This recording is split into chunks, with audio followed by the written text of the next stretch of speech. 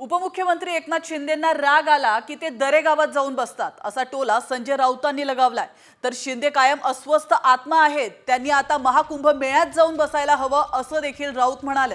तर एकनाथ शिंदेंचा दौरा पूर्व नियोजित असल्याचं उत्तर शंभूराज देसाई यांनी दिलंय।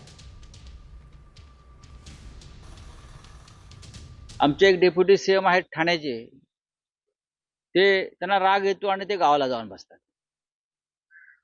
पहाटे जातात, दिवसा जातात, दुपारी जातात, ते त्यांच्या गावात जाऊन बसतात। सरकार कोणी चालवायचं मग? हा महाराष्ट्र तुमच्या राग, लोभ, रुसवे, फुगवे यानुसार चालणार आहे का? एकनाथ शिंदे हा कायम अस्वस्थ आत्मा आहे। त्यांनी खरं म्हणजे यावेळेला महाकुंभ मेळाव्यात जाऊन बसायला पाहिजे होते नागा साधूंबरोबर। पण नागा साधू हा सुद्धा अस्वस्थ असतो फार। कोण राऊत? त्याला काय शिवसेनेतलं माहिती?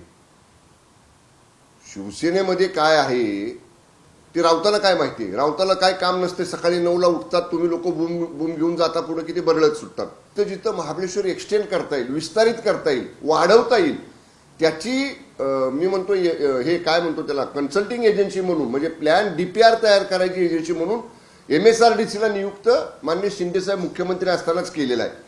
त्या संदर्भामधला आम्हाला आढावा घ्यायचा होता। त्याच्यासाठी शिंदे साहेबांचा नियोजित दौरा आहे।